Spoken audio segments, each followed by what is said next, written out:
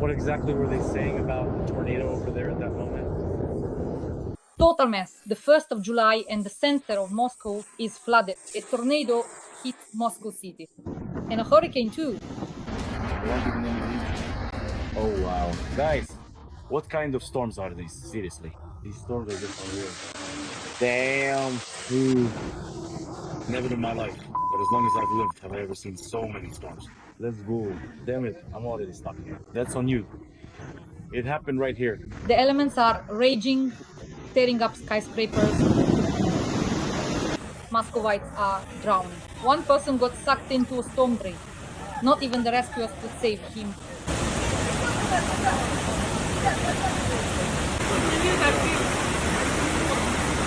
Airports were flooded.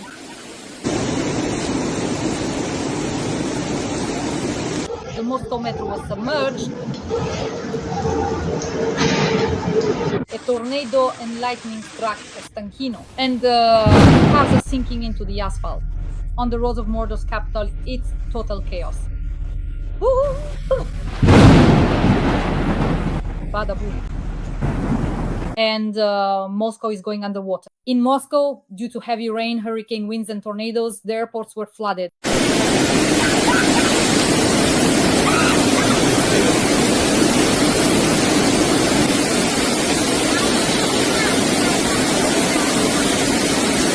The streets were flooded. The metro was flooded.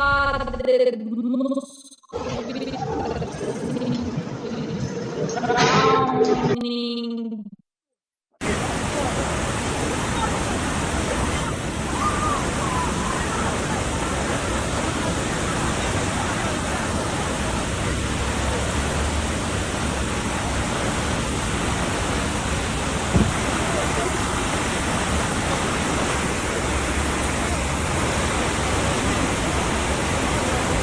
Friends, please like this video, subscribe to my channel, and let's get started. Write in the comments how happy you are that the rain has passed. A yellow level weather warning has been declared in Moscow. There is an emergency situation there, all the roads are flooded, and the evacuation of Muscovites has begun.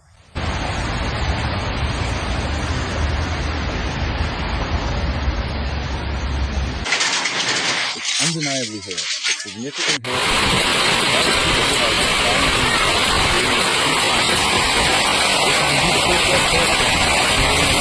A yellow level weather hazard has been declared in Moscow due to thunderstorms and hail. Flooding at Vnukovo airport due to heavy downpours because of the flood at Vnukovo. Dozens of flights have been diverted to the alternate airport, Domodidovo. According to Mesh, dozens of planes from Turkey, as well as one each from St. Petersburg and Tyumen, simply cannot. There is absolutely no way for them to take off. The strong wind has flooded not only the terminal but also the apron, so they are currently unable to refuel the aircraft. Departing flights are being delayed, and planes are circling above the airport. Poor things. Here's the flooding at Vnukovo airport. The footage shows Terminal A. Not far from gates 15 and 16, flights to Yerevan, Pskov, St. Petersburg, Nalchik, and others have already been delayed. The capital of Mordor continues to be hit by heavy rain, a hurricane, and a tornado. Boom, bada boom. 18,000 Muscovites have been left without power.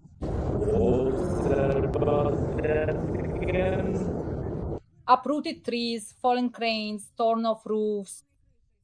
We are bringing you comprehensive live coverage of a diverse and unfolding mix of events happening right now. Specifically, we are currently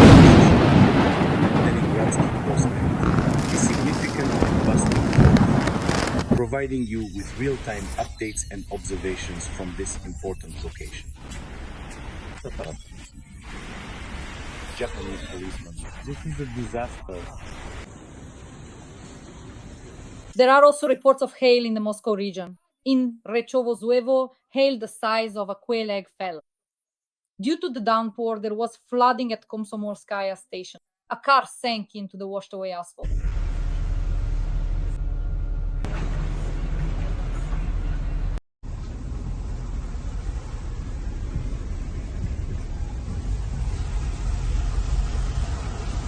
A truly truly extraordinary and exceptionally severe weather event characterized by a massive downpour of rain accompanied by a significant amount of hailstones recently struck the bustling metropolitan area of Moscow. This intense meteorological phenomenon brought with it an immense volume of precipitation, transforming the urban landscape as the heavy rain cascaded down relentlessly. The accompanying hail, which varied in size, contributed to the overall severity of this natural occurrence, creating a memorable and impactful experience for the residents and infrastructure of the Russian capital. The sheer scale of this atmospheric disturbance was remarkable, making it a notable incident in the city's recent weather history, and possibly tornadoes. Today in the capital of Russia, the Ministry of Emergency Situations did not warn Muscovites about how dangerous this is. It's possible that Moscow will go underwater. This looks more like the hurricane and tornado of the century.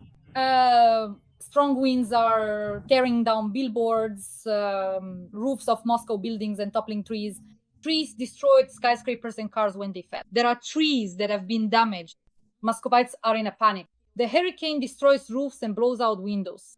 Muscovites are screaming as their tents are being torn down.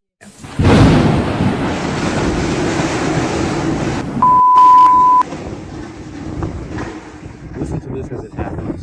Let me share with you the most remarkable and truly unforgettable I've ever experienced. A narrative that stands out above all others on its profound impact. This particular tale revolves around these extraordinary materials that I feel, which are, as you can clearly observe, meticulously crafted sheets of pure. These aren't just any ordinary metal pieces, they are precisely known for their distinctive reddish-brown hue, excellent and remarkable resistance to corrosion. The story itself delves into the details of how these very copper sheets played a pivotal and absolutely essential role in an event that has since become a cherished memory, a moment of significant personal or professional achievement that I often reflect upon with immense satisfaction and a deep sense of accomplishment. The inherent qualities of the copper, its unique aesthetic appeal, and its practical applications were all integral to the unfolding of this memorable narrative, making it a truly exceptional and unparalleled experience in my life's journey. Oh, indeed, yes. Fucking Baba. It's money, guys. This is indeed a significant amount of money. This is money. Trim. Hail is observed in places.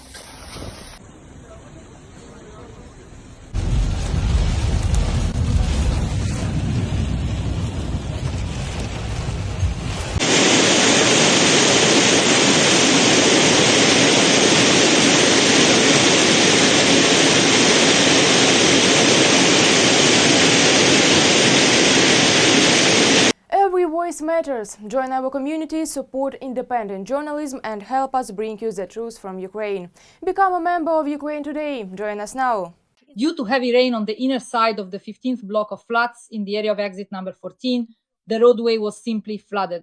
Emergency services are working at the scene. Traffic is difficult. The capital's Department of Transit reported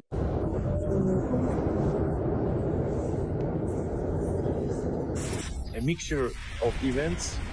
Here is Leningradsky Prospect.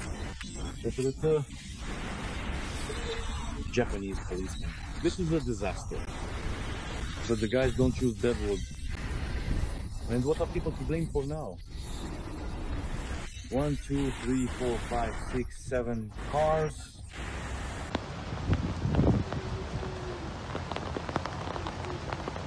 Muscovites were warned that a hurricane was coming. No one could believe it. After all, the weather was good, the sun was shining, and then at 3 p.m. a real Armageddon began. Downpour, thunderstorm, wind speeds reached 17 meters per second. The amount of precipitation, the rainfall in just about an hour almost exceeded half a month's norm. As a result of the passage of the storm front, power outages are currently being observed in a number of settlements. No reports have been received regarding damage to roofs, buildings, or structures, nor about disruptions to road traffic.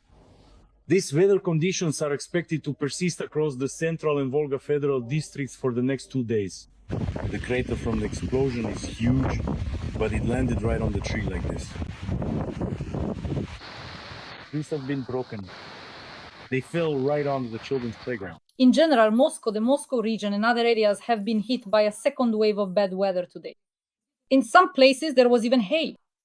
Here's heavy rain on the Pronenskaya embankment. People are literally being blown away. In some districts of Moscow, a downpour has started. Residents of the capital have also posted videos of hail. Stones from the sky are destroying Russians. According to the Yandex weather precipitation map, squally downpour and hurricane are hitting the southwest, south of the capital, the city center, as well as the northeast.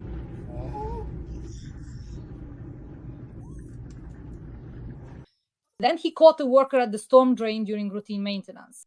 A rare sight in Chertanovka. However, the water started rising so quickly that it dragged Gennady into the sewer. It would be nice if all Muscovites ended up in the sewer too.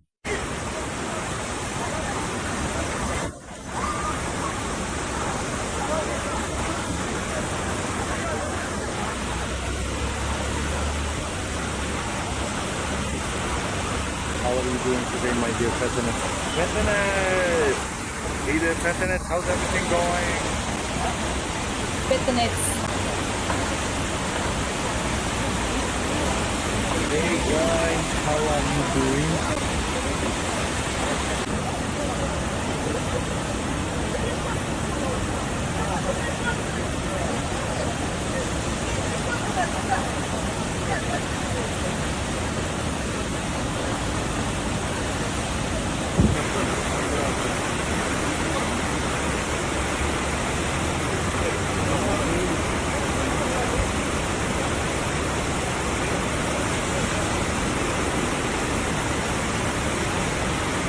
Bad weather and the element's nature is taking revenge on Russia, Moscow, and the Moscow region. For all the horrors that Russia is committing against our country, Ukraine, this is God's punishment. This is divine retribution. Essentially, nature is taking revenge on Moscow, Muscovites, and Russians for all the evil that the racists are committing. What can I say? Indeed, it's a profound observation, and it extends even to the majestic Yenisei River. This immense waterway, one of the longest and most powerful rivers in the world, flows through vast and diverse landscapes in Europe. From its headwaters in Mongolia to its eventual discharge into the Caspian Sea, an arm of the Arctic Ocean, its sheer scale and the incredible natural beauty along its banks are truly breathtaking. The Yenisei is not merely a geographical feature. It is a vital artery supporting unique ecosystems, providing transportation routes, and holding deep cultural and historical significance for the communities that live along its extensive course. Its waters are home to a rich variety of aquatic life, and its surrounding taiga forests teem with wildlife. The river's journey through such varied terrain, from the mountainous south to the frozen north, showcases an astonishing array of natural phenomena and climatic events. To consider the Yenisei is to contemplate the grandeur of nature itself and the profound impact such a colossal river has on the environment and human life. It is a testament to the raw power and enduring beauty of the Siberian wilderness, a place where the forces of nature are on full display. The very mention of the Yenisei evokes images of vastness, untamed beauty, and a sense of timelessness. It is a place where one can truly feel the immensity of the natural world and the profound connection between land, water, and life. So, yes, what can I say? And on the Yenisei too, it holds true in every sense of the word, a truly remarkable and awe-inspiring natural wonder. In the Krasnoyarsk region, a riverboat is sinking with holes in its fuel tank. It has already spilled 30 tons of fuel oil. The riverboat, towing two barges, struck a river rapid. The Yenisei is one of the largest rivers in the world. There is no threat to residents, but there is a danger to the local flora and fauna. You see, they're basically racists destroying everything around them because they simply don't care about any of it. There are more important things for them than caring about someone else's property. Destroying what belongs to others, launching ballistic and cruise missiles, attacking the neighboring country of Ukraine with them, killing innocent children, killing women, killing our soldiers, destroying our land. That's what Russia is concerned with. Destruction and extermination.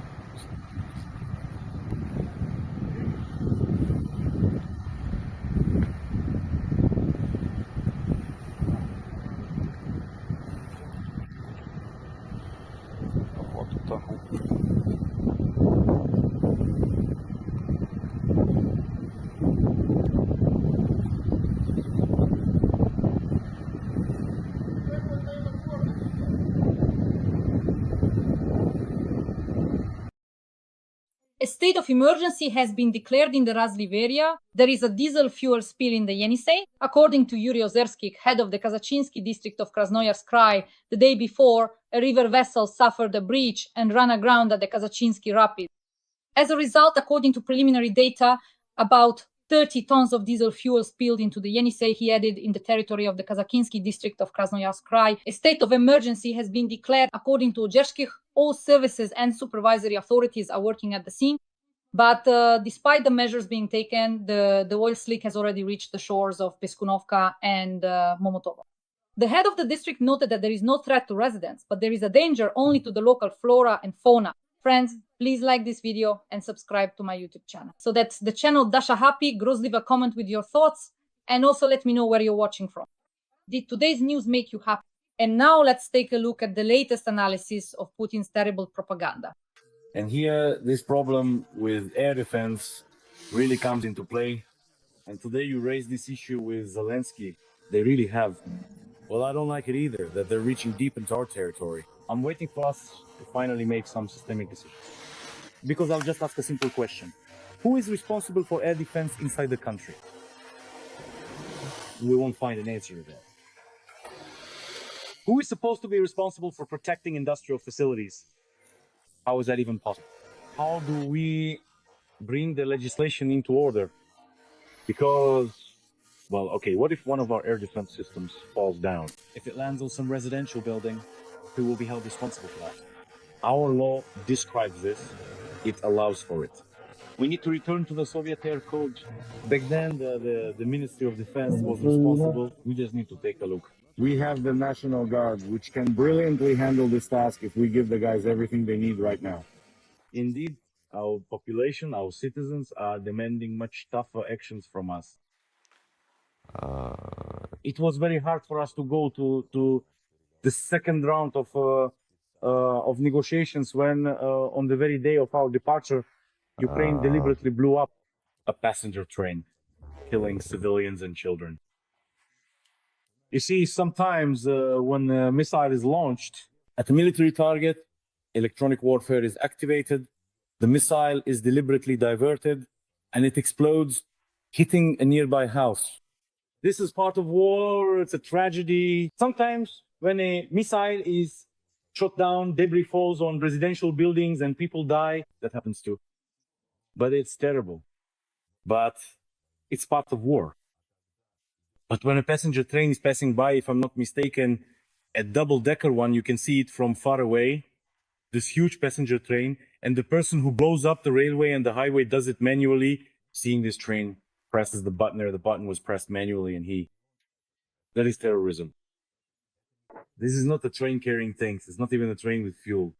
It's clear that it's a passenger train, and he kills civilians deliberately on peaceful territory. Of course, after that, this is Max. Here's a mix of Russian games. And of course, after that, citizens demand we need to strike Kiev, strike Lviv, enough negotiations. And it's very hard for us in this regard with all sorts of plans, better awards from Kilkov and Grant. They don't give it to anyone. They don't give it to anyone. They don't give it to anyone. They don't give it to anyone. Let's bring in a robot. I've seen a lot of pizza delivery robots from Yandex. Weather, but they don't attack anyone. They don't give this box to anyone. Nothing happens to it. I've read science fiction novels too. I know they can get out of control. I agree. But it's just a machine. What's with all the secrecy and suspicion? Let's not rush into things. This way, first of all, we'll have high-tech manufacturing. Our science and technology will develop, and that way we won't have to lose our identity. Because then we won't have to fill out all these democratic forms, we won't have to run around, we won't have to deliver pizza, and we won't have to work as taxi drivers. There are already taxis without drivers, and there is pizza delivery as well. And there are construction technologies too, especially if we're not building 20-story buildings, but these single-story houses with 3D printers. That's why the robot in your head should be there in the good Russian sense. You. Why?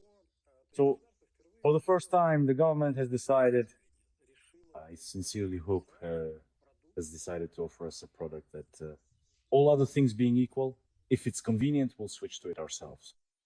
But probably the government should help Telegram a little, either by making its connection worse or maybe even banning it altogether. Although I hope it won't come to that. Friends, thank you for being with us. Give this a like. Video, subscribe to my YouTube channel. We work for an audience all over the world so that they know the truth. Russian aggression, Russia's war against Ukraine. That's why every like, every comment from you is priceless. Stay with us, stay on the bright side. Glory to Ukraine. Glory to the heroes, we will definitely win.